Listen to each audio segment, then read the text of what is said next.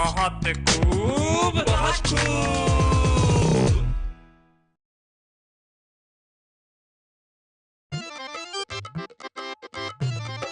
बहुत खूब। क्या बात है?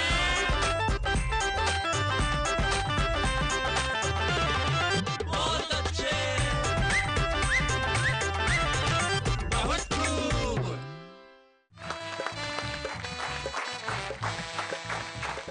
नमस्कार, आ गया हूं मैं आपको ये कहने के लिए कि भाई हंसिए, हंसाइए, खुशियां मनाइए, जिंदगी में गमों को दूर कर दीजिए और जिंदगी को खूबसूरत बनाइए। भाई जिंदगी को खूबसूरत बनाने के लिए हम जलसों में जाते हैं, फंक्शंस में जाते हैं, पार्टीज में जाते हैं। पार्टी में एक साहब पैक पैक पैक चढ़ाए हुए पांचवें छठे पैक के बाद एक महिला को बोले तू बहुत बदसूरत है। महिला को इस चीज की एकदम उम्मीद नहीं थी। भाई तू बहुत बदसूरत है, वेरी बदसूरत।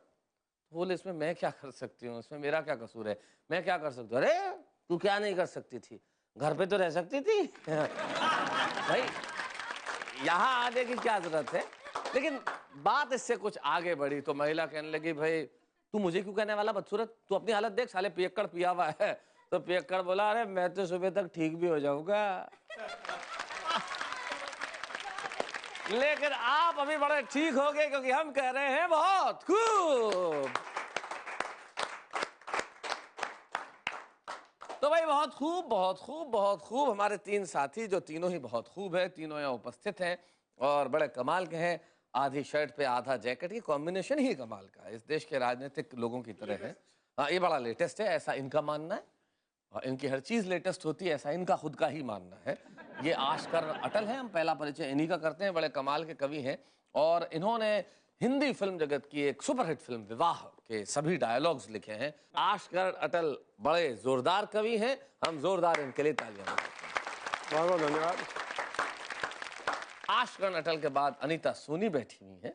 अनीता सोनी इंदौर में रहती हैं और बढ़िया गजल कहती हैं, गीत सुनाती हैं, मोहब्बत की शायरी करती हैं और बाकी कुछ वक्त बच जाता है उसमें ये समाज सेवा करती है। अनीता सोनी का जोरदार तालियों से स्वागत करते हैं। और ये बड़ा शानदार सूट पहन के जो दिलीप शर्मा जी बैठे हैं, ऐसा लग रहा है जैसे किसी के विवाह के रिसेप्शन में आए हों, लगभग स्वयं के ही लग रहे हैं।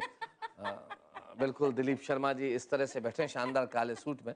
नमकीन का बिजनेस करते हैं, पुणे में रहते हैं और शानदार हिंदी कविताएं करते हैं। हम स्वागत करते हैं दिलीप शर्मा जी। तो आप लोगों की अगर इजाजत हो तो हम प्रारंभ करें। इजाजत है। तो हम बड़ा नमकीन शुरुआत करना चाहते हैं और नमकीन शुरुआत के लिए मेरे पास दिलीप शर्मा है। मैं चाहता हूं दिलीप शर्मा है अपना कोई शानदार गीत सुनाएं, हम जोरदार तालियां बजाएं दिलीप शर्मा। जैसे कि आदेश हुआ है पैरोडी का, इसके भूमिका इस तरह है कि हमारे यहाँ एक निर्दलीय उम्मीदवार होते हैं। निर्दलीय का मतलब ये होता है कि जो किसी भी दल के साथ न हो वो निर्दलीय। लेकिन आजकल व्याख्या बदल गई है। आजकल व्याख्या ये है कि जो सारे दल के साथ हो वो निर्दलीय। ये नई व्याख्या है जी। तो ऐसा ही एक निर्दलीय उम्मीदवार है, उसकी एक व्यथा, उसका दुख इस पैरोडी के माध्यम से मैं आपके सम्मुख रखूंगा। बंदर की तरह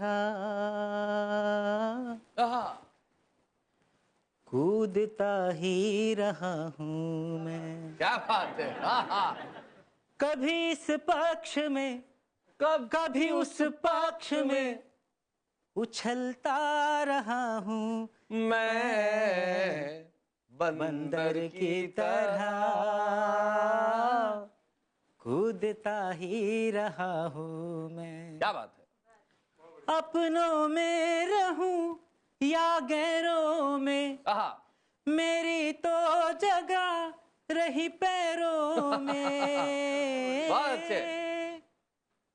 अपनों में रहूं या गैरों में, मेरी तो जगह रही पैरों में। कभी इस खूंटे कभी उस खूंटे बंधता ही रहा हूँ मैं बंदर की तरह। वाह वाह वाह। कूदता ही रहा हूँ मैं। जंगली कुत्ता समझ वन में छोड़ा गया, अच्छा। लाला करके फिर मुझको जोड़ा गया। दर्द, करुणा की कविता। जंगली कुत्ता समझ मुझको छोड़ा वन गया। में छोड़ा गया, लाला करके फिर मुझको जोड़ा गया। देखो। लाल बत्ती की कार फिर भी मैं बेकार, घुटता ही रहा हाय हाय हाय हाय भाई, बहुत अच्छे। मैं बंदर की तरह वाह, कूदता ही रहा हूँ मैं। और अंतिम दो पंक्तियों व्यंग देखिए। जी। अपना डंडा नहीं तो झंडा नहीं, वाह, तिरंगे का भी एजेंडा नहीं। अपना डंडा नहीं तो झंडा नहीं, क्या बात है। तिरंगे का भी एजेंडा नहीं। कभी सांपों का बिल, कभी चूहों का बिल, कहा। घुसता ही हाय रहा हाय, भाई, हूँ बहुत अच्छे। मैं बंदर की तरह कूदता ही रहा हूँ वाह, मैं। बहुत बहुत बढ़िया दिलीप जी, बहुत बढ़िया। लेकिन कुछ लोग होते हैं वो बंदर की तरह इस खूटे या उस खूटे नहीं बनते। वो लोग स्वाभिमान के लोग होते हैं, वो लोग अना के लोग होते हैं। तब मुझे दो शेर याद आते हैं। एक मकबूल शायर ने बहुत बढ़िया बात कही है कि हम इस तरह तेरे चेहरे के दीदार में खो जाते हैं जैसे बच्चे भरे बाजार में खो जाते हैं। मेरी खुददारी ने एहसान किया है मुझ पर, वरना जो जाते हैं दरबार में खो जाते हैं। वाह लेकिन कुछ लोग होते हैं जो दरबार में नहीं खोते, वो खूंटों से नहीं बंधते, वो हमेशा जिंदगी में आजाद रहते हैं। और मैं जानता हूं हंसी उन्हीं लोगों के लबों पे सजती है जो आजाद रहा करते हैं। अब कुछ देर के लिए मैं आपको आजाद कर रहा हूं हमारे इस खूबसूरत महफिल से। कुछ देर मतलब कुछ क्षण हम यूं गए और यूं आए, और फिर देखिए आप खुद कहेंगे बहुत खूब।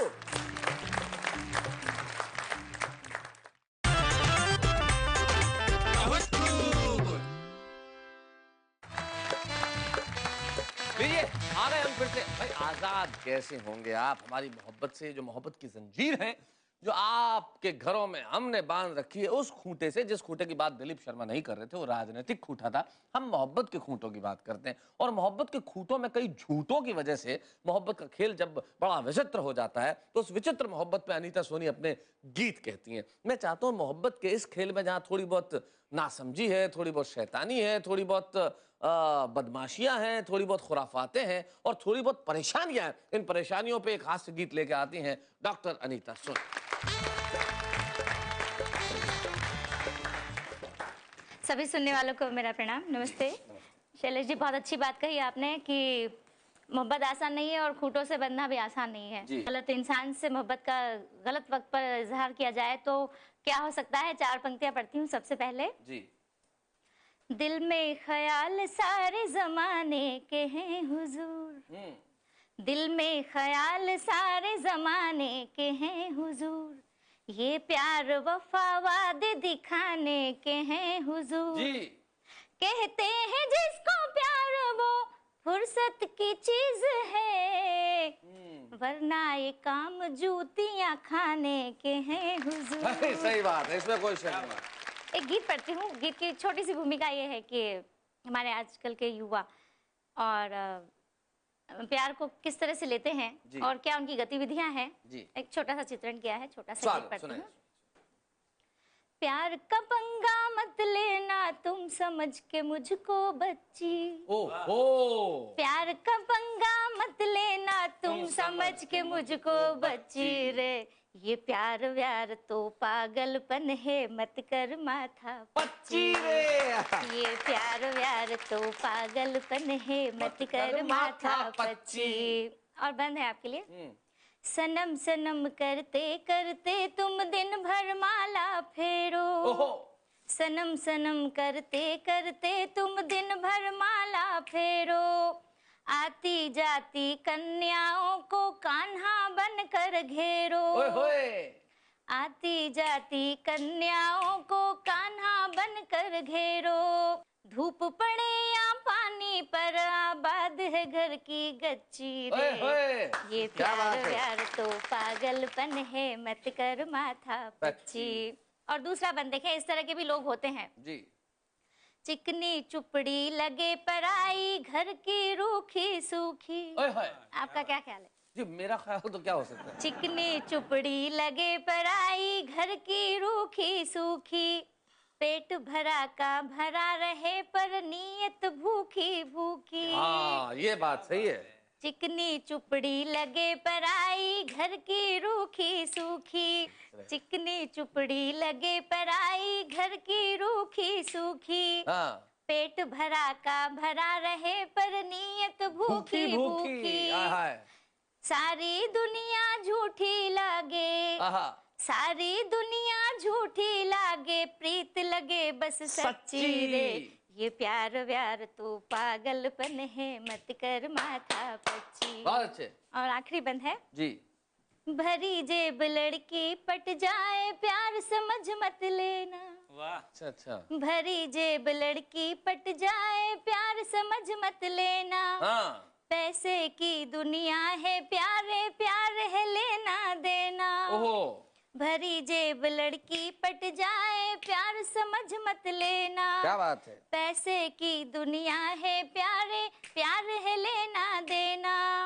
पढ़ लिख कर कुछ करो कमाई जी, पढ़ लिख कर कुछ करो कमाई, उम्र तुम्हारी कच्ची रे, ये प्यार व्यार तो पागलपन है, मत कर माथा पच्ची। शुक्रिया। प्यार व्यार तो पागलपन है, मत कर माथा पच्ची। अब कौन अंधा होगा जो आपको बच्ची समझेगा? इसीलिए तो कहा। अगर वो आपको बच्ची समझेगा तो फिर उसे ये कहने की जरूरत ही नहीं है कि पागलपन है, क्योंकि पागलपन के लक्षण तो उसमें नजर आ रहे हैं कि वो आपको बच्ची समझ रहा है। इसीलिए कहा। लेकिन आपको बच्ची समझने के बाद भी अगर वो प्यार कर रहा है तो फिर उसका कोई इलाज नहीं है। लेकिन हम चाहते हैं कि उसका इलाज हो मोहब्बत में, ना उम्र की सीमा हो, ना जन्म का हो बंधन। जब प्यार करे कोई तो देखे केवल मन, लेकिन इस मोहब्बत के बंधन को हम आगे बढ़ाएंगे जब आश करण अटल आएंगे, जिन्होंने जीवन में बहुत प्यार इसलिए नहीं कर पाए क्योंकि अनीता सोनी ने अपने गीत में कहा कि ये भरी जेब के खेल हैं, लेकिन अन्य चीजें रही। वो अन्य चीजें क्या है मैं आके बताता हूं, तब तक कहते रहिए बहुत खूब।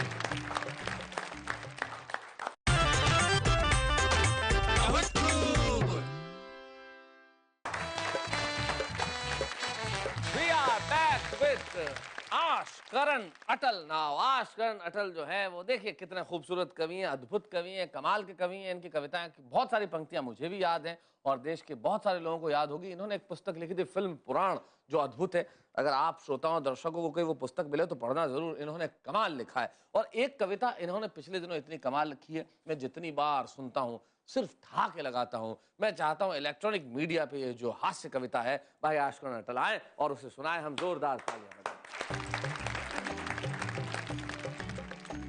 पिछले दिनों मैंने इलेक्ट्रॉनिक मीडिया पे लिखा है जी, और शैलेश को पता ही है, तुम गवाह हो, जहां जहां ये कविता मैंने सुनाई है वहां पे लोगों को मैंने फूट फूट कर हंसते हुए देखा है। इस प्रोग्राम को देखने वाले, बहुत खूब को देखने वाले हंसेंगे। और जो मैंने विषय लिया है, बड़ा अजीब सा विषय लिया है। कविता का शीर्षक है हाईवे के हमदम। हाईवे के हमदम। हाईवे के हमदम क्या होता है आप समझ आए। काफी साल पहले की बात है, शैलेश लोढ़ा और मैं, हम दोनों ने सुबह सुबह बाई रोड बाई कार हमने मुंबई में प्रवेश किया। तो शैलेश ने देखा कि सड़क के दोनों तरफ कुछ लोग विशेष मुद्रा में लोटा डिब्बा लिए हुए बैठे। तो शैलेश ने मुझसे पूछा कि अटल जी ये कौन लोग हैं। अब मेरे मुंबई की इज्जत का सवाल था। तो मैंने कहा शैलेश ऐसा है कि तुम पहली बार मुंबई आए हो ना, तुम्हारे स्वागत में बैठे। और मैं क्या करता, तुम्हारे स्वागत में बैठे। तो शैलेश बोला कि लौट के मेरे शहर आना, इससे दुगना स्वागत नहीं करवाया तो मेरा नाम शैलेश बोला नहीं। तो साहब शुद्ध हास्यरसिक कविता। मीडिया पे सटायर है कि वो कहीं भी बैठे हुए आदमी का इंटरव्यू ले सकते हैं। और ये जो परंपरा हमारे देश में बनी, इसके लिए जागृति पैदा हो, इसके लिए शुद्ध हास्यरस में, लेकिन जिस शालीनता से मैंने इसको निभाया है, बस उस पर आपकी दाद चाहूंगा। हाईवे के हमदम। शैलेश जी। शहर के बीच हाईवे का सीन था जी। सीन प्रातःकालीन था। रिपोर्टर मुस्कुराया और गर्व से बताया, यह है एशिया का सबसे बड़ा ओपन एयर शौचालय और मैं हूं अजय। आप देख रहे हैं हमारा विशेष कार्यक्रम हाईवे के हमदम। लोग आ रहे हैं, जा रहे हैं और वापस जा रहे हैं।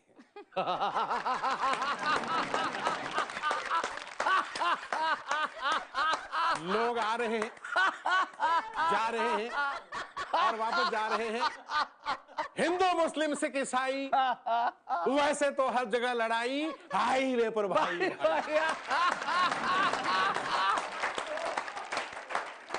हिंदू मुस्लिम सिख ईसाई, वैसे तो हर जगह लड़ाई, हाईवे पर भाई भाई।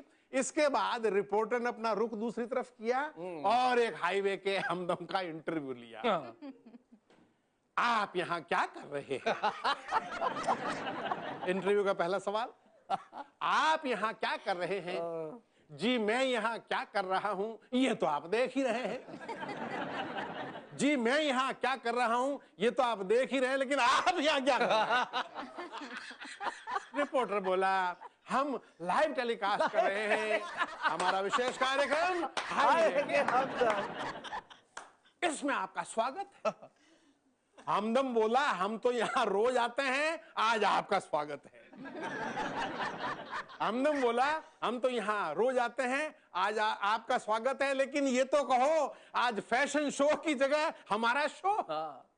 मजे से फिल्माओ, बढ़िया लोकेशन है, हम धरती पुत्र और ये धरती पुत्रों का प्रातःकालीन खुला दिन। रिपोर्टर ने पूछा, पंकज जी, रिपोर्टर ने पूछा, क्या आपको नहीं लगता कि आप सरकारी नियम का उल्लंघन कर रहे हैं? जी हम तो कुदरत के नियम का पालन कर रहे हैं। जी हम तो कुदरत के नियम का पालन कर रहे हैं। अब कुदरत के नियम का पालन करने से सरकारी नियम टूटते हैं तो हम क्या कर सकते हैं?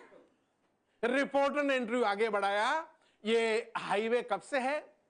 जी 10 साल से। यहां आपका ये अधिवेशन कब से चल रहा है? जी महाभारत काल से। क्या बात है। बहुत पुरानी परंपरा हमारी। जी महाभारत काल से पहले यहां एक गांव था। एक दिन शहर आ पहुंचा टहलता हुआ और गांव का अपहरण कर लिया। हमने भी आधुनिकता के सामने समर्पण कर दिया। नतीजा सामने है, देख लिया। शहर ने हमारा और हमने शहर का हुलिया बिगाड़ के रख दिया। क्या बात, वाह। शहर ने हमारा और हमने शहर का हुलिया बिगाड़ के रख दिया। तभी न्यूज रीडर ने सवाल किया। आपने देखा होगा न्यूज रीडर बीच में एक भोला भाला सवाल करता है, वो भोला भाला सवाल, और उस भोले भाले सवाल का जवाब देखिए। तभी न्यूज रीडर ने सवाल किया, अजय खराब मौसम या बरसात के दिन बाधा पहुंचाते हैं, क्या तब भी ये लोग रोज आते हैं? क्या बात है, वाह वाह। क्या तब भी ये लोग रोज आते हैं? बोला अजय, बरसात हो या प्रलय रोज आना पड़ता है। क्या कहना? आदमी खाए बिना रह सकता है, नहाए बिना रह सकता है, लेकिन आए बिना एक दिन से अधिक नहीं रह सकता।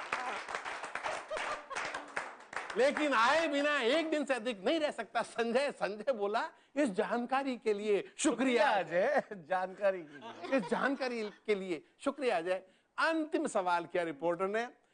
अंतिम सवाल में गांव और शहर के बीच जो एक हल्का सा भेद है, मैंने उसे रेखांकित किया है। अंतिम सवाल किया रिपोर्टर ने, क्या कारण है कि शहर में आप न शर्माते हैं, न लजाते हैं, इस तरह खुले में बैठ जाते हैं, जबकि गांव में आज भी लोक लाज निभाते हैं? तो हमदम बोला, गांव में एक दूसरे को जानते हैं, इसलिए करते हैं लाज। यहां जान पहचानी नहीं तो काहे की लाज और किसका लिहाज। क्या बात है, वाह वाह वाह। यहां जान पहचानी नहीं तो काहे की लाज और किसका लिहाज। गांव में संस्कार था, पंक्तियां देखिएगा। गांव में संस्कार था, शहर में रोजगार था। रोजगार के लिए गांव छूटा तो आंखों की शर्म रही जाती। वहां पगड़ी उतारने में आती थी शर्म, यहाँ कपड़े उतारने में नहीं आती। क्या बात है, वाह वाह वाह, बहुत अच्छा। कपड़े उतारने में नहीं आती। थैंक यू सो मच, बहुत बहुत धन्यवाद। मैं जानता हूं, मैं ही नहीं, ये सारा देश इस वक्त तालियां बजा रहा है एक अनुपम कविता के लिए।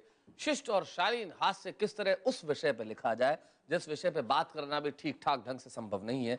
ये होती है हिंदी कविता की ताकत, ये होती है शब्दों की ताकत। बहुत बहुत बधाई आप लोगों को, आप लोगों ने कमाल कर दिया। और सच बात है, एक शायर का शेर याद आता है, वो कहते हैं कि कभी थकन के असर का पता नहीं चलता, वो साथ हो तो सफर का पता नहीं चलता। जब कोई साथ होता है तो सफर सफर नहीं रहता, जब कोई साथ होता है तो वो सफर एक हम सफर के साथ इस तरह गुजरता है कि लगता ही नहीं कि हम चल रहे हैं।